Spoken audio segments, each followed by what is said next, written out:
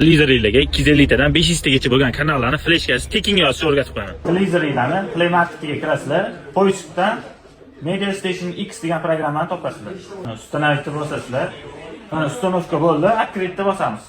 Sizlarni xuddi shunaqa menu kutib oladi. Pastiga tushasizlar, settingsga bosasizlar. Bosib, start parametri bosasizlar. Setupni bosasizlar. E-shotga hozir men yozgan kodni yozaverasizlar. Yozib tichkan bosaverasizlar. Yesni bosasizlar. Mana launcher chiqadi, добавitni bosasizlar. Shu yerdan eng pastiga tushib, veb-saytni bosasizlar. Bu yerga ham hozir men yozgan kodni yozaverasizlar. Xuddi shu kodni yozib, yana ptichkani bosaverasizlar. Mana o'sha qo'shildi, launcher ustiga bosasizlar. Настройка qilish kerak. Birinchi bo'lib til tanlanadi. Ruskini bosasizlar. Ruchная настройка qilinadi. Boshli M3 playlistni bosasizlar. Bo'ldi, tayyor. Ko'rsatib turibdi.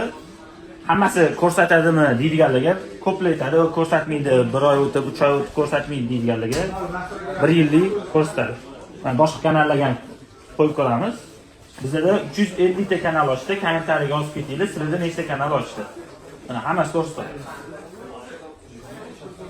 Kodlarni oson topishlik uchun Telegram kanaliga tashlab qo'yamiz. Telegram kanaliga obuna bo'lib qo'yinglar. Video foydali bo'lgan bo'lsa, like bosib, videoni televizor bor yaqiningizga yuborib qo'yasizlar. Bundan ham foydali videolarni o'tkazib olmaslik uchun podpiskani bosib qo'yinglar.